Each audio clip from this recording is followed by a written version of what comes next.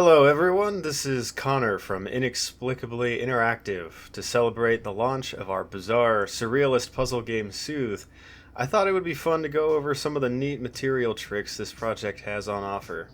If you find what you see here interesting, consider giving Soothe a try and stick around for more Unreal Engine shenanigans. Imagine you have two walls in front of you, both appearing the same.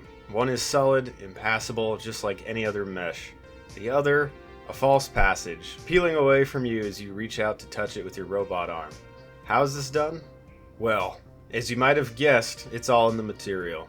This here is the Phase Master. First thing I need to point out before I go into any of this is that the material needs to be translucent. Any kind of intermittent opacity is going to require the material to be translucent. Additionally, set the lighting mode under the translucency tab to surface translucency volume.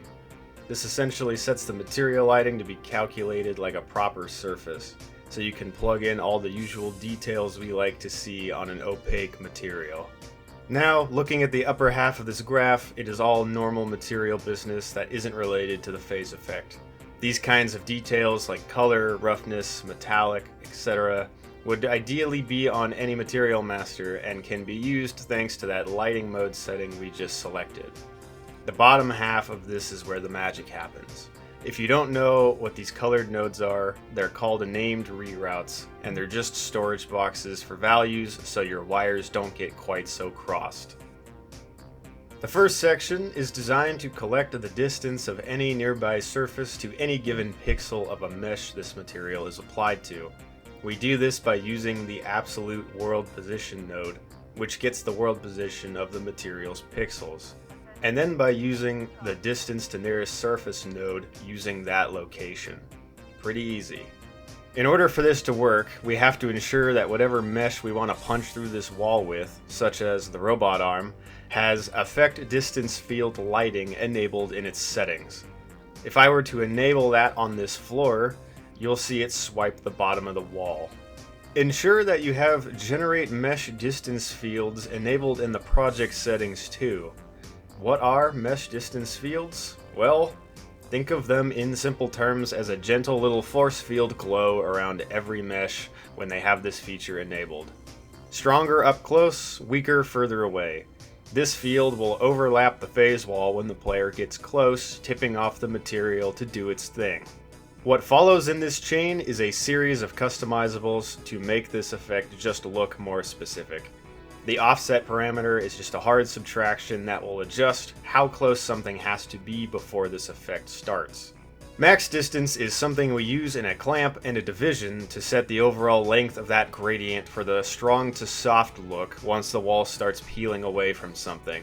And contrast is a power that determines how harsh we want that gradient from the field to be. All of this will get cached for later use. In this second section, we need to set a base opacity of 1. So, by default, 1 opacity, it's fully invisible. This gets passed through a material function called depth cull. I got this function from a video made by Gaming Dev 2020, which I'm going to pin up in the corner. I'm not going to go into this in detail here because it was already done there, but the long and short of it is that if you don't use this function, any vertices behind the false face on a more complicated mesh will be visible through the side facing you. Using this depth cull, all that stuff behind the mesh is properly hidden again like it would be with an opaque material. If you're using a really simple shape for this, like say, a box, you can potentially get away with not using this. My post-process and Soothe ended up conflicting with this, but I found the look on some of the objects in the game kind of amusing anyway, so I took the lazy route and never fixed it. The last section here takes the previous two caches and multiplies them together to correspond the mesh distance information with the opacity. In this case, we'd store away the opacity part of the material. We can reverse this if we want using the 1-x node, and I'll get into why in a minute. Lastly, we use the same 1-x on the opacity to get that so-called half-solid part of the opacity, and we multiply it by some color of our choice to give it that bright, ghostly, or holographic looking hue. This can be multiplied again by a scalar to make it brighter or softer. Play around with that. You could make this look a lot of different ways depending on what you want. Whatever it is you do, just know you're doing it to the half invisible part. And just like that, you have a phase material that you can load up with any kind of texture you want on any kind of mesh. I mentioned earlier that you can flip the opacity around with this switch. Why would you want to do this?